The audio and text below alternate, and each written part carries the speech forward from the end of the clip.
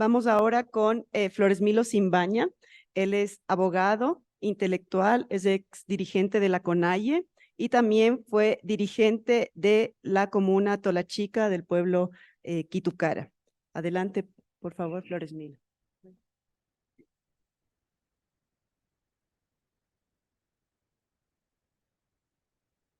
Buenos días con todos y todas. Primero, gracias a la invitación y también, digamos, la ponencia va a ser un poco improvisada porque mi presencia también es improvisada acá. Estaba Guillermo Churichumbia invitado, pues él tuvo una dificultad de salud y me pidió que reemplace en su ponencia. Bueno, eh, yo quisiera hacer unas consideraciones generales antes de entrar un poco a revisar digamos, los ciclos, lo que llaman ciclos de conflictividad. Yo creo que hay que tomar varios elementos en cuenta para saber si un ciclo se abrió, se cerró o qué tan cerrado está o qué tan abierto está. ¿Sí?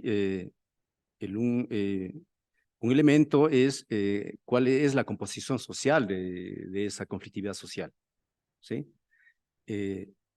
Por un lado. Por otro lado, cuáles son las organizaciones o la organización que hace hegemonía o que da orientación o que da cierta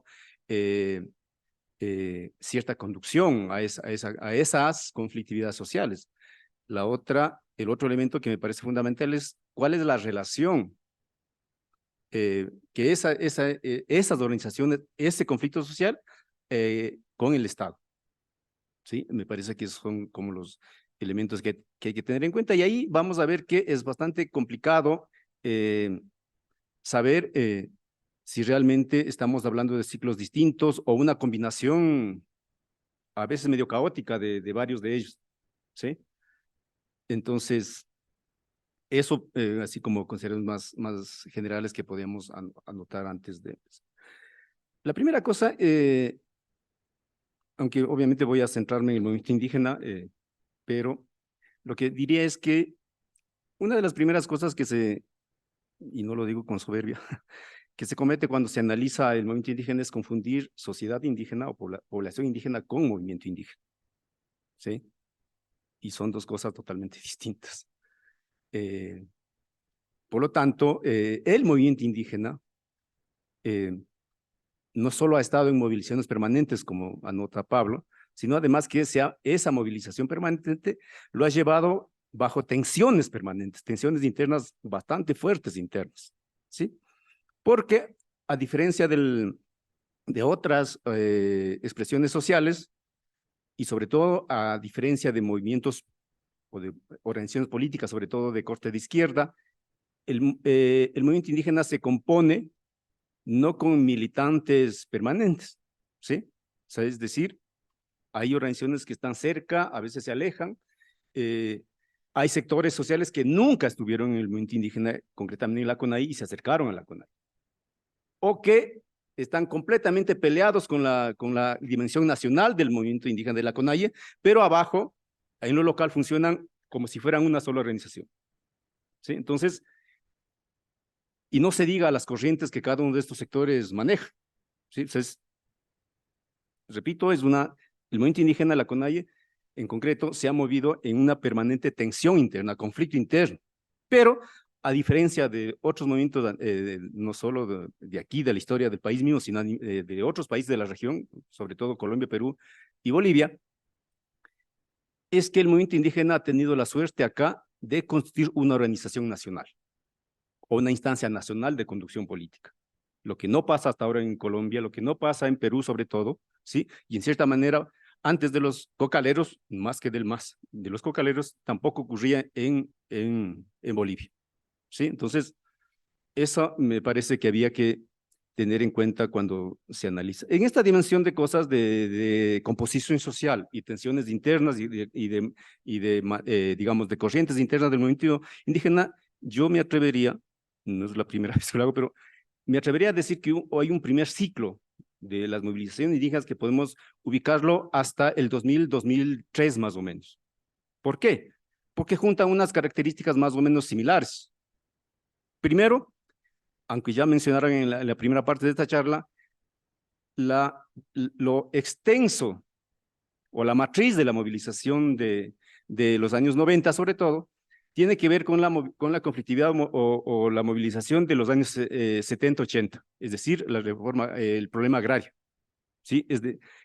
Fundamentalmente es una lucha de lo que quedó de la reforma agraria y sobre todo a partir del 94, con el segundo levantamiento, con la pelea de que se cierre o no se cierre el ciclo de reformas agrarias. ¿Sí? Pero la lógica agraria es la que predomina en las movilizaciones de los 90, agrarias y económicas, de manera más o menos directa. ¿Sí? Esto le permite al movimiento indígena combinar, ¿sí?, entre reivindicaciones propias del movimiento y con reivindicaciones nacionales. Porque el otro elemento que hay que anotarlo, un poco lo dijo Pablo, la lógica general de estas movilizaciones es la lucha antineoliberal, ¿sí? Pero la característica de esta lucha antineoliberal, sobre todo en los 90, tiene que ver con también un deseo, si cabe el término, de recuperar o darle una nueva dimensión al Estado, a un Estado que en los años 80, 90 estaba completamente, vamos a decir, ausente o en contradicción con lo social. ¿Sí? Entonces, esto hay que tener presente porque lo que viene después, las movilizaciones que incluso se radicalizan, es con relación distinta, una prestación distinta del Estado. Y por lo tanto, la lógica de estrategia también cambia. ¿Sí? Y en los 90, la lógica estratégica que moviliza a lo indígena es la construcción del poder desde abajo, desde lo comunitario. ¿Sí? Una lógica que cambia en el 99, en las movilizaciones del 99. A veces yo tengo problemas con estos cuadros de ciclos de movilizaciones solo basados en datos cuantitativos, ¿ya? Porque si fuera eso, el 99 sería el peor año de no movilización, porque hubo solo dos, pero hubo dos levantamientos extremadamente transformadores, si se quiere. ¿Sí? Ya me perdí. Ya, entonces, lo que quería mencionar es que hay movilizaciones que no solo persiguen transformaciones a nivel del Estado, sino hay movilizaciones que también transforman a nivel interno mismo del movimiento indígena. ¿Sí? Ahí contradigo a muchos ciclos que hablan de renovación, que ahora el movimiento indígena estaría, una de las características del movimiento indígena va a ser la renovación dirigencial. Eso es lo más irreal posible. Si hacemos cálculo de las dirigencias y de las edades de las dirigencias que han ocupado la CONAIE del 90 para acá, ya estaríamos en una tercera renovación de generaciones. ¿Sí? Casi cuarta ya. ¿Sí? O sea, es que no es que ahora recién el movimiento indígena se acordó de renovar su generación de dirigencias. Y justamente la movilización del 99, perdón, las dos movilizaciones del 99, chocaron tres tensiones internas. La primera, justamente la primera tensión generacional de los dirigentes indígenas. Y ahí aparecen, y en ese entonces eran bastante jóvenes, Salvador Quispe, Lourdes Tibán, el mismo Guillermo, ¿sí? Y otros. Y estos vienen con una carga social, con una formación, ¿sí?, y una experiencia militante distinta a los dirigentes de los años 70 y 80 que construyeron la CONAIE. ¿Sí? Pero lo que les une a esta primera generación post-90 es que siguen teniendo experiencias comunitarias, distintas, pero siguen siendo experiencias comunitarias. ¿Sí? Y vivencias comunitarias.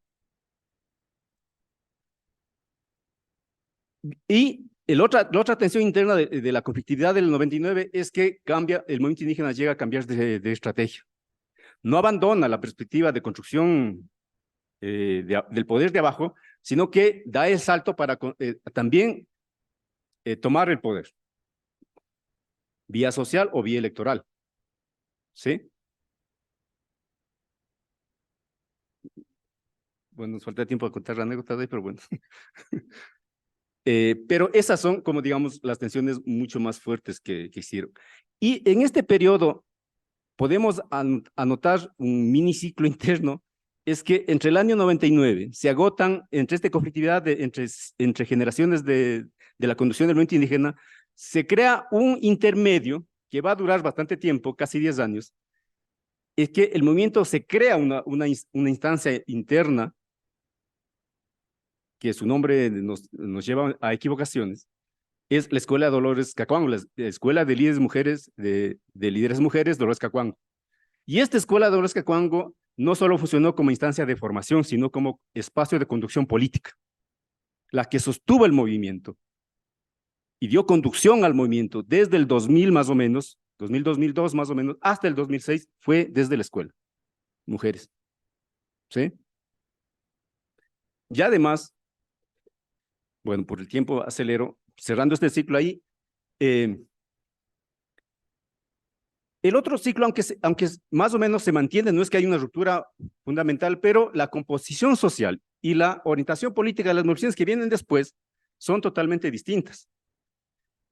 La base fundamental de la movilización es la lucha contra el TLC, y la lucha contra el TLC le obliga al movimiento indígena a abandonar el discurso netamente político de la plurinacionalidad en base al derecho, y hace un giro de la plurinacionalidad hacia la economía, ¿sí?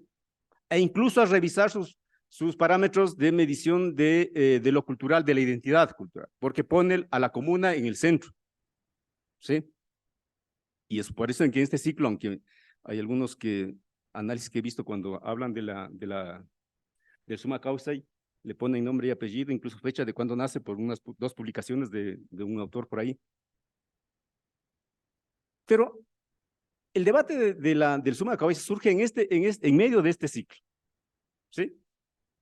Pero el debate del summa causa en el caso ecuatoriano no descansa tanto en la perspectiva política económica, sino más bien pedagógica, académica, ¿sí? Y sobre todo alrededor de la creación de la universidad.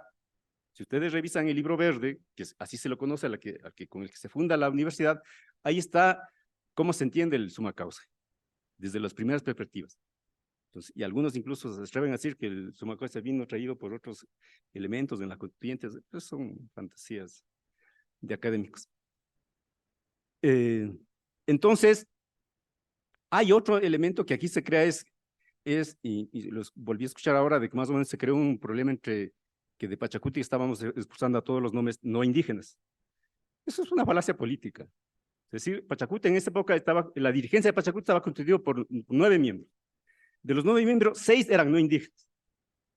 Pero el problema es que en este ciclo, los 2 espacios organizacionales que componían Pachacuti, que era el movimiento sindical, básicamente público, y lo que quedaba de la izquierda social, los movimientos urbanos, o entraron en procesos de desintegración o se fueron de Pachacuti, quedando el Pachacuti enteramente, o no, mayoritariamente, no exclusivamente, pero enteramente apoyado en el movimiento indígena. Entonces, obviamente eso era ilógico que sectores sociales que ya no estaban en Pachacuti sigan manteniendo la conducción. ¿Sí me explico? Entonces, ahí es que en el Congreso del 2002, que recordaba un poco, 2002-2003, que recordaba Stalin, es que por esta lógica política social, es que estos sectores que representaban a estos que ya no estaban en Pachacuti fueron sacados de la dirección. Pero estos señores, para justificar su derrota política y su reflujo político, dijeron que desde Pachacuti estaba sacando a los no indígenas, una especie de, bueno. Pero esa es la razón. Bueno, para finalizar, porque ya no me queda nada de tiempo, si ustedes revisan también el proyecto político de la CONAIE, que fue escrita en el 94, ¿sí? Tiene 2 revisiones en este periodo, en el 2022 y en el 2027. Y si cogemos del discurso que están entre estas 2 revisiones, estos 2 años son completamente contradictorios entre las 2, ¿sí? El del 2022 se utiliza una categoría que siempre fue criticada por el movimiento, que es la categoría étnica, ¿sí?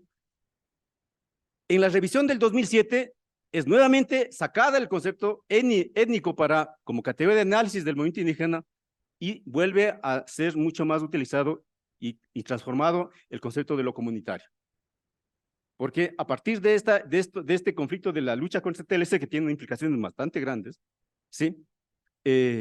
Lo comunitario pasa a ser el centro del debate, o vuelve a ser el centro del debate, pero un debate totalmente distinto, porque era evidente que las comunas ya no eran las comunas que construyeron la CONAIE en los años 70-80, eran nuevas comunas, y ahora son mucho más nuevas todavía. Y a partir del año 2000 en adelante se da también nuevos ciclos de alianzas, como se están desapareciendo los sectores sociales que eran tradicionalmente aliados, ¿sí? Hay nuevos sectores sociales que se empieza a plantear como posibilidad de alianza. Y entre el 2002 y el 2026, que sostuvo la lucha contra el TLC, la alianza que sostuvo el movimiento indígena es con los rockeros y con el movimiento LGBTI, que en ese entonces no se llamaba movimiento LGBTI. Por eso es una de las consecuencias de esto que ustedes pueden ver, es que el proyecto político de constitución que presentó el movimiento indígena en Montecristi ya ponía el matrimonio igualitario. ¿Sí? Entonces, eso tampoco he visto en estudios académicos, así que les cuento. Bueno, finalmente, por falta de tiempo no extiendo más este asunto. Cuando viene la época del populismo progresista, ¿sí? Y todo lo que significó el Estado en este periodo, ¿sí? La conflictividad brutal que se vivió entre el movimiento indígena y el Estado, más que el gobierno solamente, ¿sí? Hace que tendencias de autonomismo o que la perspectiva plurinacional sea revisada desde la perspectiva del autonomismo. Y esas tendencias van ganando fuerza dentro del movimiento hasta ahora. ¿Sí?